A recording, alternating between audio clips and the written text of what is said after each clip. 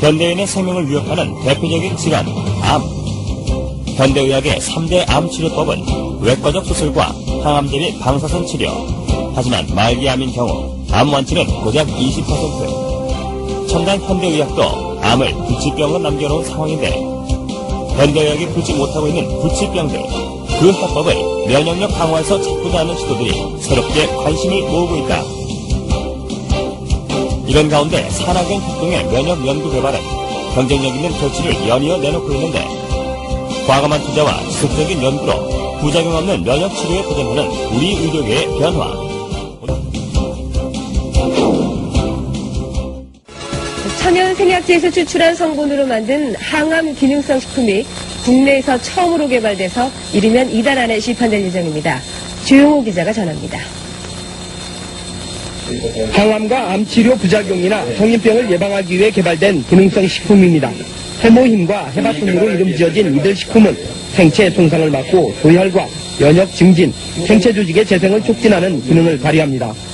이러한 효능을 입증하기 위해 쥐에게 암세포를 투여해봤습니다. 암세포가 계속 전이되는 왼쪽 쥐와는 달리 기능성 식품을 투여한 오른쪽 쥐에서는 암세포 억제 효과가 나타났습니다. 이번에 개발된 이 두 기능성 식품은 해바라기와 당귀 등 우리의 전통 한약재에서 그 성분을 추출했습니다.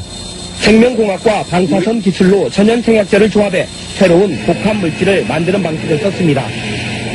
각각의 성분들을 분리를 해서 그것의 각각의 효능을 검증한 다음에 효능을 극대화할 수 있게 다시 그 성분들을 재구성한 겁니다.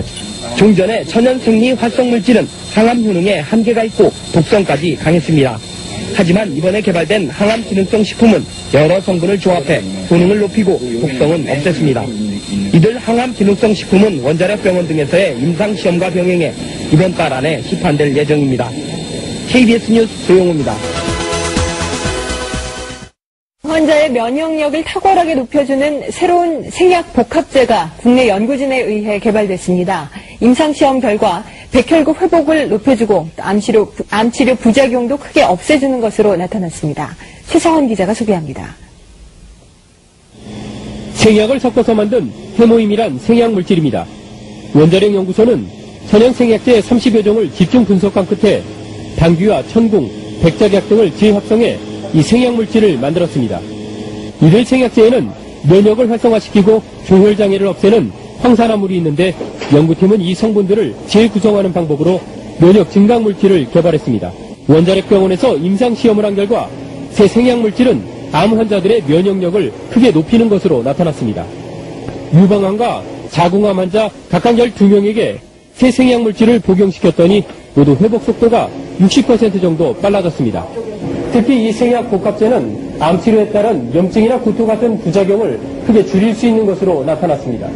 암 환자들은 치료를 받으면서 기력이 떨어져 문제가 됐지만 생약 복합제를 복용한 환자의 80%가량이 기력 회복에 큰 도움이 됐다고 답했습니다.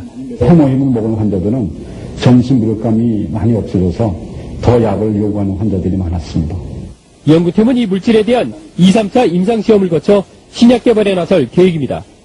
KBS 뉴스 최성원입니다.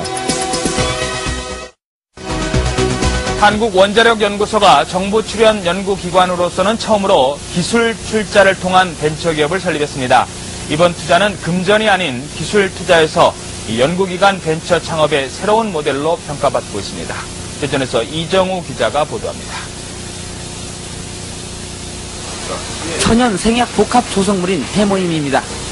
한국원자력연구소가 중장기 연구개발 사업으로 개발한 이 생약 복합제는 동물 실험과 암 환자 임상실험에서 효능이 입증되고 있습니다. 이 물질은 임상실험 결과 면역세포 회복 증진과 염증 등의 부작용 억제 효과가 뛰어나고 방사성 치료에 의한 암 발생 억제 효과도 60% 이상 높은 것으로 확인됐습니다. 암 환자 치료 시에 보조제로 활용할 수 있는 것뿐만 아니라 성인병이나 만성질환 환자들에서 면역 조절 기능 회복에 아주 잘 활용될 수 있을 거로 생각이 됩니다.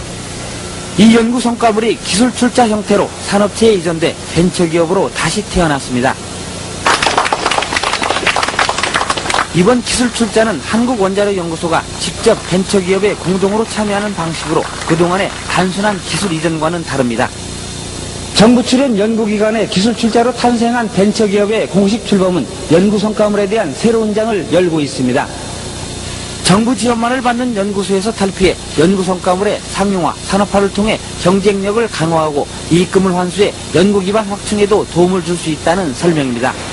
연구자들이 더 용기를 가지고 더 좋은 연구 성과 내고 성과가 나오는 대로 민간에 이렇게 기술을 넘겨줘서 민간이 또 새로운 기업을 자꾸 창출하는 그런 아마 좋은 전기를 마련했다고 이렇게 봅니다. 기술투자 벤처기업은 금전 등 실물 자산이 아닌 특허와 실용신안 등 기술 투자로 이루어지기 때문에 연구기관 벤처 창업의 새로운 모델로 평가받고 있습니다. YTN 이정우입니다.